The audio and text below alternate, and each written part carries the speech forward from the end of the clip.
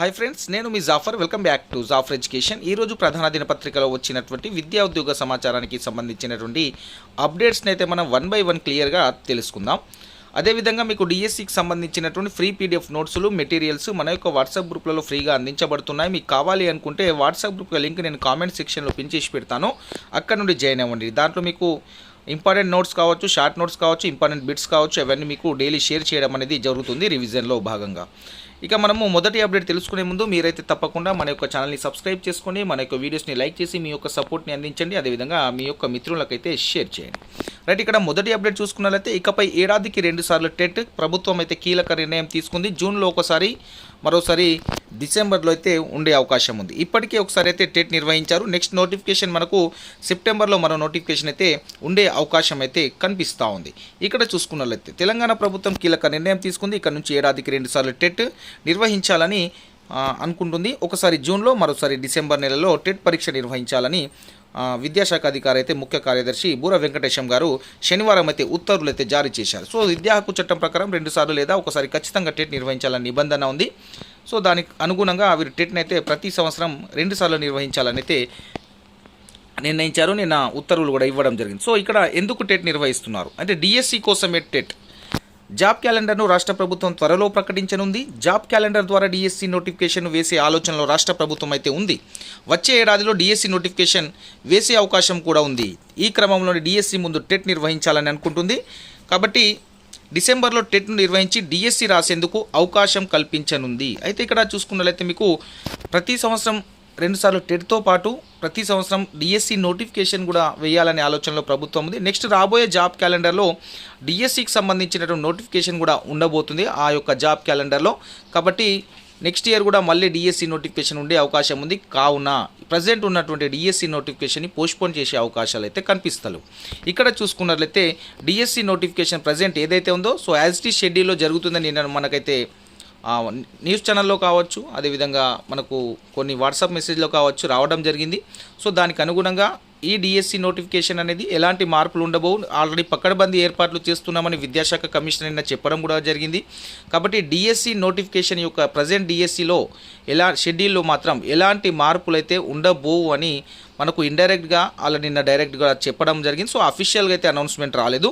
త్వరలో మీకు అఫీషియల్ కూడా అదే అనౌన్స్మెంట్ అయితే వచ్చే అవకాశం అయితే కనిపిస్తూ ఉంది. ఎందుకంటే ఇవన్నీ మిగతా టెట్ 2 సార్లు వేయడం కానీ నెక్స్ట్ జాబ్ క్యాలెండర్లో డిఎస్సి నోటిఫికేషన్ ఉందనడం అనేది అవన్నీ సంకేతాలని మనం పట్టి చూసుకున్నట్లయితే మనకు ఈ యొక్క షెడ్యూల్లో ఎలాంటి మార్పులు ఉండవు. మీకు తొందరలో హాల్ టికెట్లు కూడా మీకు వెబ్సైట్లో వాళ్ళు పెట్టడం కూడా జరుగుతుంది. డిఎస్సికి సంబంధించిన హాల్ టికెట్లు కూడా మీకు ఒక 1 వీక్ లోపు దానికి సంబంధించిన హాల్ టికెట్స్ కూడా మీకు వెబ్సైట్లో వారు అప్లోడ్ చేయబోతున్నారు.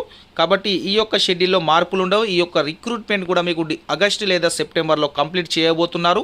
దాని తర్వాత మళ్ళీ నోటిఫికేషన్కి వాళ్ళు రెడీ అయితే అవుతున్నారు. కాబట్టి మీరైతే ఫోకస్గా చదవండి. చదివే మిత్రులు ఎవరైతే ఉన్నారో ఈ యొక్క న్యూస్లకు వాటికి మీరు ఆ మైండ్ని డైవర్ట్ చేయకండి. మీకు ఎంత అవసరం ఉందో దాన్ని చదవండి.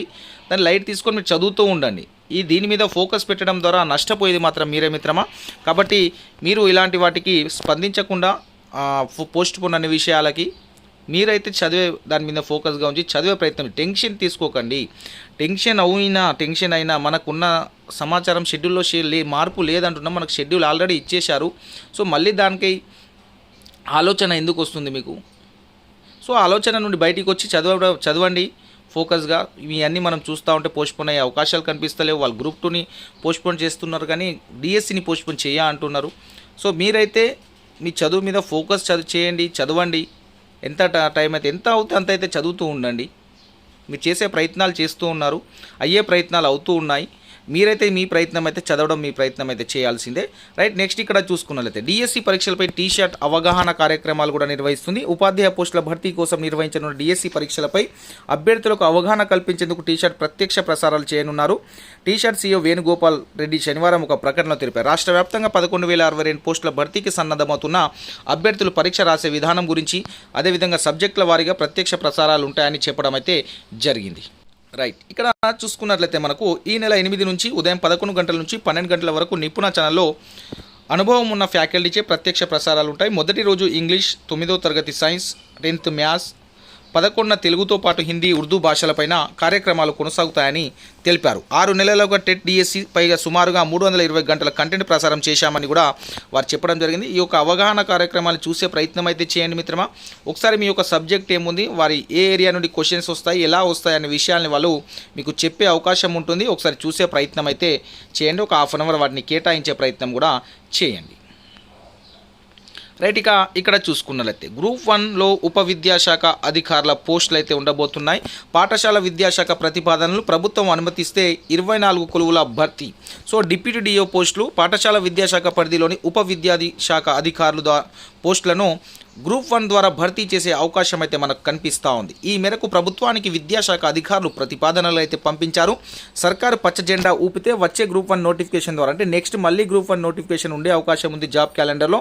దాంట్లో 24 ఖాళీలు భర్తీ అయితే మన డిప్యూటీ డిఓ పోస్టులకు సంబంధించి అయితే ఉండబోతున్నాయి. టీజీపీఎస్సీ అధికారులు సైతం ఈ పోస్టులను గ్రూప్ 1 ద్వారానే భర్తీ చేయాలని, ప్రత్యక్ష పరీక్ష అవసరం లేదన్న భావనతో ఉన్నట్లు సమాచారం. త్వరలో ఉద్యోగ క్యాలెండర్ను ప్రకటించేందుకు ప్రభుత్వం సమాయత్తమైతే అవుతుంది. అందులో భాగంగానే గ్రూప్ 1లో ఉప విద్యాశాఖ అధికారుల ఖాళీలను కూడా చూపించే అవకాశం అయితే మనకు కనిపిస్తుంది. దీని యొక్క విద్యా అర్హత ఒకసారి చూసుకున్నట్లయితే పీజీతో పాటు బీఈడీ ఉంటేనే, ఇక్కడ చూసుకున్నట్లయితే మనం ఏదైనా గ్రూప్ 1 ఎగ్జామ్ రాయాలంటే మినిమం విద్యా అర్హత డిగ్రీ ఉంటే చాలు. కానీ గ్రూప్ 1 ఉద్యోగాలు పోటీ పడవచ్చును. కానీ డిప్యూటీ డిఓ కొలువులకు మాత్రం పీజీతో పాటు బీఈడీ విద్యా అర్హత ఉండాలి. ఒకవేళ బీఈడీ లేకుంటే మనకు జాబ్ వచ్చిన తర్వాత, సర్వీస్లో చేరిన తర్వాత కూడా బీఈడీ అయితే చేసుకోవచ్చు. కానీ పోస్ట్ గ్రాడ్యుయేషన్ అనేది ఖచ్చితంగా ఉంటే మాత్రమే డిప్యూటీ డిఓ పోస్టులకు అయితే మీరు ఎలిజిబుల్ అనేది అవుతారనేది దీని యొక్క సారాంశం.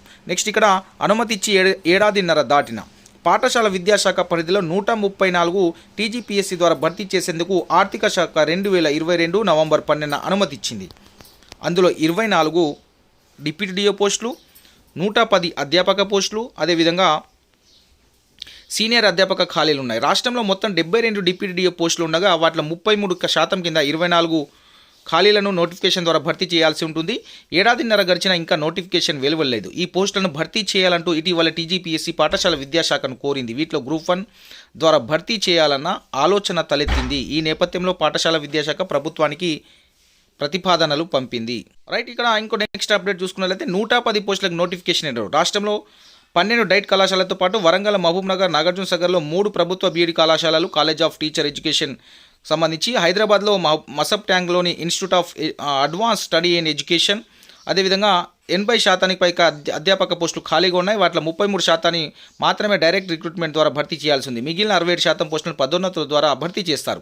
అయితే ఉపాధ్యాయుల ఏకీకృత సర్వీసు నిబంధనల కేసు తేలకపోవడంతో పదోన్నతుల ప్రక్రియ గత దశాబ్దన్నర కాలంగా నిలిచిపోయింది. ప్రత్యక్ష నియామకాల ద్వారా డైట్లో 23 సీనియర్ అధ్యాపకులు, 65 అధ్యాపకుల ఖాళీలు ఉన్నాయి. ఎన్సీఆర్టీ, సిటీఈ, అదేవిధంగా ఐఏఎస్ఈలో మరో 22 పోస్టులు ఖాళీగా ఉన్నాయి. మొత్తం 110 ఖాళీలు ఉన్నాయి, భర్తీ చేయాల్సి ఉంది. వాటికి 2022 నవంబర్లో అనుమతి ఇచ్చిన ఇప్పటికి వరకు నోటిఫికేషన్ అయితే వెలువడలేదు. ఇవన్నీ నోటిఫికేషన్లు మీకు నెక్స్ట్ జాబ్ క్యాలెండర్లు అయితే రాబోతున్నాయి మనకు.